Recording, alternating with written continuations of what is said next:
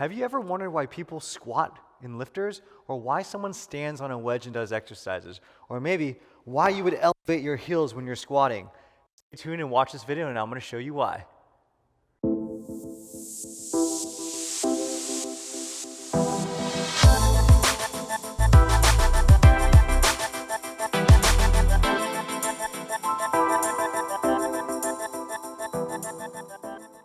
Dr. Michael Lau here from Team Rehab. Welcome back to the channel. Please guys, if you love these videos, please hit the subscribe and like button as it really helps us spread our mission to giving you control of your own health.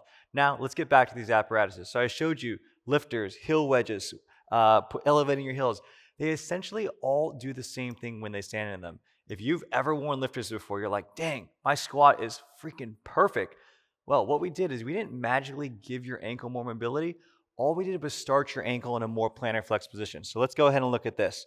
When we're on flat ground, I have a certain amount of ankle mobility. We're going to call this, 3 to 4 inches over my toes that I'm able to get here. This is the end of my ankle mobility. If I start with my heels elevated, I am starting in a more plantar flex position. So my heel is higher than my toes, so I'm starting in a more plantar flex position rather than a neutral position. What this means, because I'm starting more plantar flex, is as I go into that, we'll call it 3 to 4 inches of ankle dorsiflexion that I have, it now seems like I'm getting my knee further over my toes, and that's just because my starting position is in a different place. So if we start with those heels elevated, it's the same thing we do with the lifter, and we get into that bottom of the squat, we're able to go through more available range of motion, which allows us to sit deeper in our squat, get those knees over our toes. And if we're doing a snatch or a clean, or we're doing any sort of Olympic lift, we can get in this bottom position with a nice upright torso where we're not dumping that bar forward. This is what allows us to get into a better position from a performance perspective. So if you're using a lifters for performance, or you maybe have bad ankle mobility and you want to sit on a heel wedge or to lift your heels, by all means do that from a performance area. But let's rewind. If we have bad mobility, we should probably try to work on it outside of the performance realm. So if I'm not going for that clean, I'm not going for that snatch, and I'm just going through my general training, maybe we should actually be working on improving our ankle mobility so we don't have to always use these tools every single time you want to perform. So just one of my favorite exercises for ankle mobility, I want to show you real quick. We do have a YouTube video on ankle mobility. I'm going to grab this box that I have here. Sorry for the loud noise. And then what I want to do is grab a kettlebell. It doesn't have to be the heaviest kettlebell you have, but it could be a kettlebell or a dumbbell. We're going to put your foot on that box. We're going to put the kettlebell on your knee, and you're just going to lean in as far as you can, and you're going to likely feel a stretch or a tightness in the front of that ankle. So what we're trying to attack here is our actual ankle joint, rather than doing a calf stretch where you feel mainly in the back. And what I would want you to do is drive that knee forward, hold for 5 seconds, and then come out and play with different vectors. So if you bring the camera around over here, you're going to notice that I have this forward vector. That's my knee directly over my toes. Great. Also, go a little bit out to the side. Go a little bit more out to the side while still driving forward, even going in. You're likely going to find that this outward motion is the one that's most sticky, feels the most limited, and that's actually the motion that we need in the bottom of a squat. Because when I'm in the bottom of a squat like this, my knees are usually going to be slightly outside of my toes. So it's going to be that outward direction when we do that exercise. So if you have limited ankle mobility, by all means, if we're performing, use lifters, use something to elevate your heel. But outside of that, let's actually work on that ankle dorsiflexion. So if we, going back, rewinding a little bit, we are used to seeing people squat and use equipment to elevate their heels to allow them to perform. But let's flip the script a little bit. What if I put this wedge on my forefoot and I put my toes on it? So what did we learn from the wedge last time? If we elevate the heels, I start in a more plantar flex position. This time, if I'm elevating my toes, I'm starting in a more dorsiflex position. That means if I go through my squat and I keep my weight right in the middle, I'm going to hit my end range much sooner. I already hit the end range of my ankle mobility.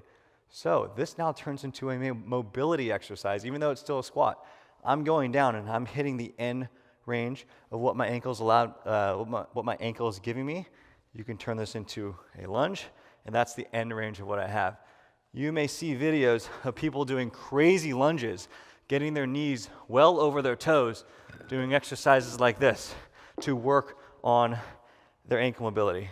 There's nothing wrong with this. This will 100% work on your ankle mobility, but what it'll also do, especially if you have load, it puts a lot of stress on your knees.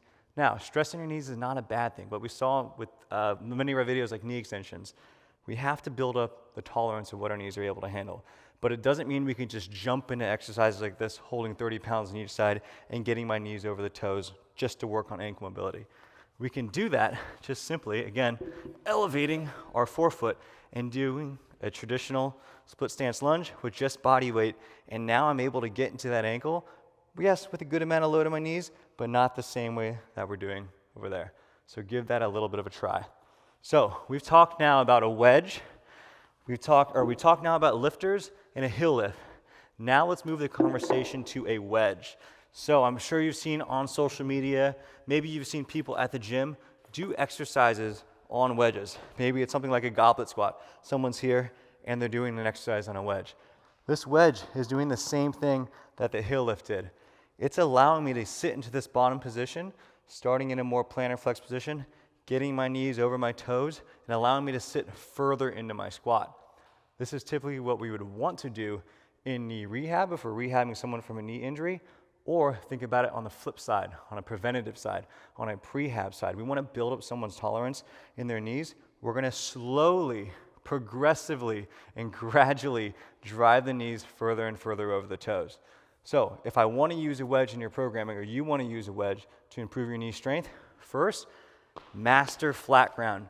If I'm going to hold that kettlebell, I better be able to do 20 reps of my goblet squat here before I even try to do the same 20 reps with a goblet squat with my heels elevated, which is a lot more demand on my quads and my knees and a lot more stress on the patellofemoral joint. Again, that's not bad. We just have to titrate that stress slowly throughout a program. And if we are using a wedge, the one thing that we have to make sure that we're doing is we're using the wedge correctly. You may use a wedge, which is supposed to dump our knees forward and allow us to sit deeper with our chest up. But if you sit back on your heels and you sit your butt back, you're on a wedge, but you're actually not using the wedge to actually get your quads going. You're still defaulting to what outside of the wedge would look like a hip pattern. We're trying to use a wedge so we can get deeper, get those knees forward. So if you're using a wedge, keep the weight on your forefoot, and as you lower yourself, you should feel like you're falling forward. And if anything, you're keeping yourself from falling forward by pushing your feet forward, almost like doing a knee extension with your quads. You're driving through the forefoot, letting your knees go forward, and you're trying not to let yourself fall, and you're kicking back to prevent yourself from falling. And that's the proper way to use knee wedge. So, in recap, in summary, heel wedges, or wedges, lifters, elevating your heels or your forefoot, we didn't magically give you more or less ankle range.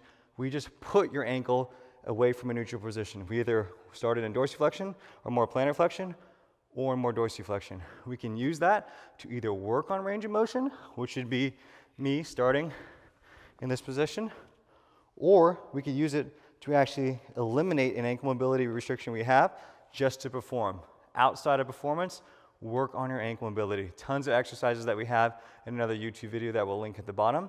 And then, wrapping it up, if you're working on your knee strength and you're trying to take advantage of this phenomena, keep the weight in the forefoot, keep that torso up, gradually progress knees over toes exercises. If you have ankle mobility problems, we have an ankle mobility program just for you. If you have knee problems, we have a knee prehab program. We have programs for literally every body part, almost any single mobility restriction that you have or you could have, we've got a program for you. With that, guys, like this video if you like this, and we'll see you next week.